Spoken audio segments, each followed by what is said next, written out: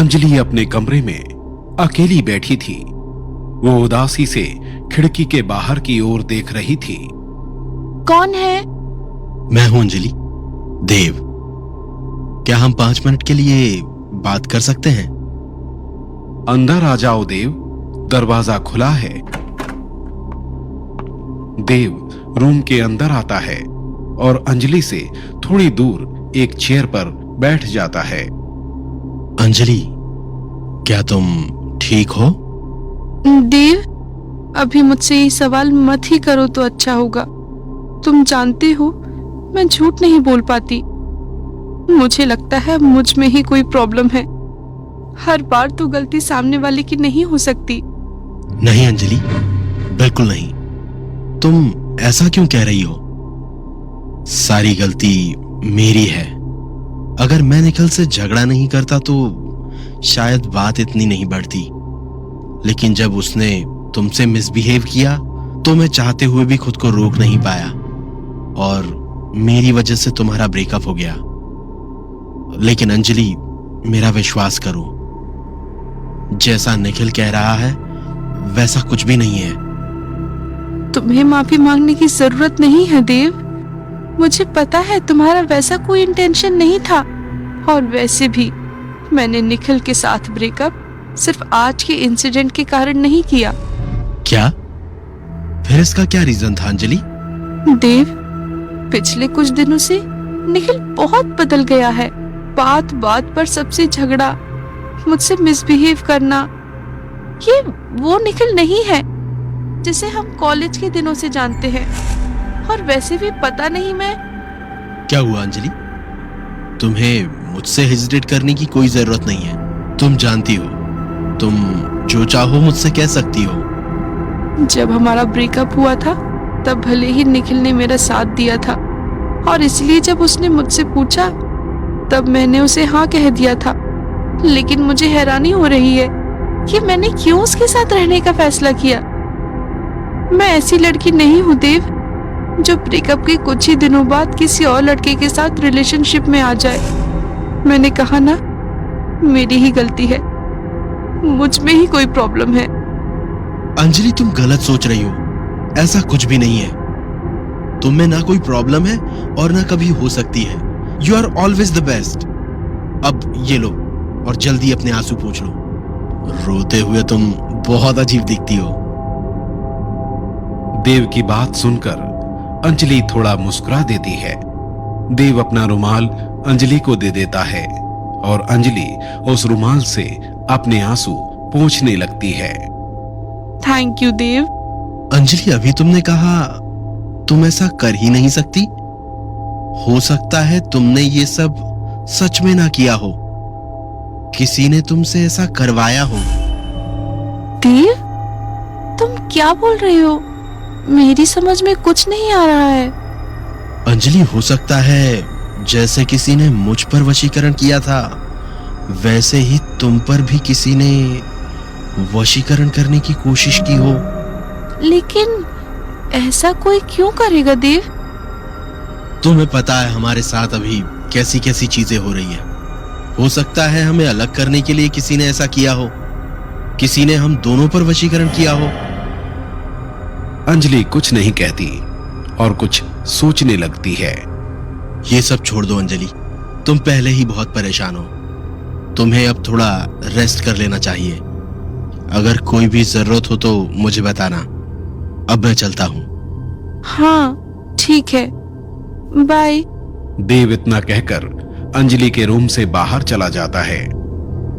वहीं दूसरी तरफ बाबा उस आत्मा से बातें कर रहे थे। बताओ, कौन था वो जिसने उस औरत को देव और अंजलि के पास भेजा?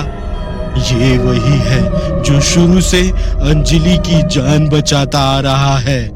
मुझे नहीं पता वो कौन था, मैं उसका चेहरा नहीं देख पाई। अभी तुमने कहा तुम उस औरत के पीछे गई थी। क्या अब तुमने भी मेरे साथ मजाक करना शुरू कर दिया है? नहीं बाबा, मेरा वो मतलब नहीं था। मैं उस औरत के पीछे पीछे गई। वो औरत घने जंगल के बीच कहीं चली गई।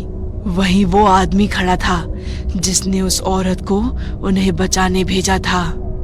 उसकी पीठ मेरी तरफ थी। मैं बस उसकी पीठ ही देख पाई थी। मैं उसके सामने जा ही रही थी कि उसे मेरे करीब आने का एहसास हो गया। फिर उसने कोई मंत्र पढ़ा और उस मंत्र के प्रभाव के कारण मैं वहां एक पल भी और नहीं रुक पाई और मुझे वापस आना पड़ा।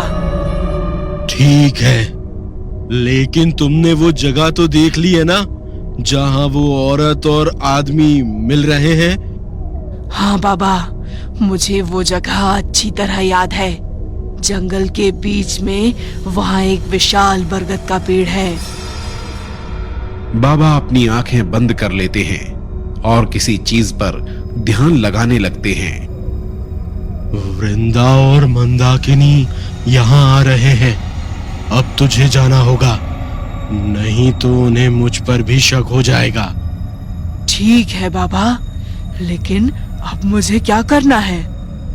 तू जा और देव और उसके दोस्तों पर नजर रख, और शाम को जंगल में भी उस जगह पर नजर रखना जहां जहां वो औरत गई थी। हमें उस आदमी का पता लगाना ही होगा जो बार बार उनकी मदद कर रहा है।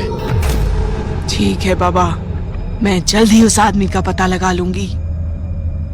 आत्मा फिर से काले धुएं में बदल जाती है और कुछ ही देर में वहां से गायब हो जाती है।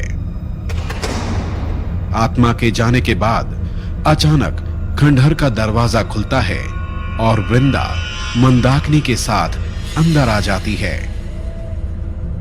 तुम लोग फिर यहाँ क्यों आए हो?